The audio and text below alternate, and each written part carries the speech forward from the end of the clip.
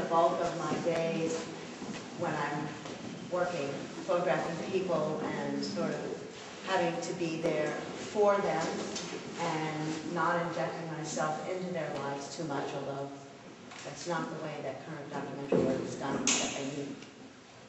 And so when I need to relax, I go out and I find things that are a little bit more abstracted. And I work out west. I work mostly in Montana.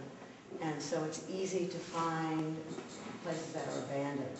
It's, all these abandoned places are starting to be noticed. There are just a couple of new books out about abandoned homes and abandoned communities. But I think when I'm looking at them, I'm looking at them slightly differently. I'm looking at them less as abandoned than as what happens to them after the wind has gotten at them for a few seasons. Because you have this incredible wind out there. This is north central Montana, where the wind blows, I don't know, 30 miles an hour on average and up to 60 miles an hour, pretty steady for a day.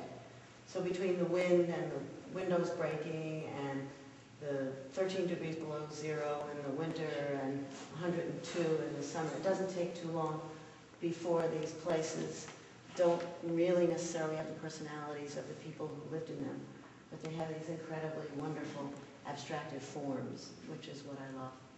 So one of those unbelievably hot summer days where the wind was blowing at about 50 miles an hour, I came upon this house that looked like sort of like an Andrew Wyeth. It was white and sort of the painted, mostly peeled off, and I noticed that I could actually access the windows easily if I wasn't too worried about rattlesnakes, which I was.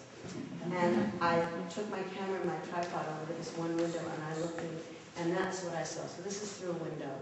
And I said, oh my God, there's birds in there. There was actually a mother sitting down over here. But I wasn't really interested in telling the story of how swallows protect their young. And I wasn't even really interested, well, I was interested in the fact that there were swallows in there, but I was more looking at these abstracted spaces and then realizing what happens when you inject something that we recognize. That wasn't really primarily what was intended for. Those drawers weren't intended as nests for swallows. And this little space here wasn't intended as a nesting area. So it was one of these things that fell into my lap. It didn't need anything more from me when I took it home, except just to make sure that it was lit as brightly and kindly as it was when I first saw it. Photograph's a little bit different than a painting in that way, in that you don't, well, you can recompose, but I'm not one of those recomposers.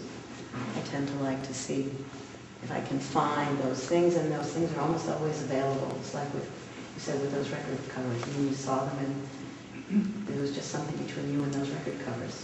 And there's just something between me and these kinds of abstracted spaces that I love.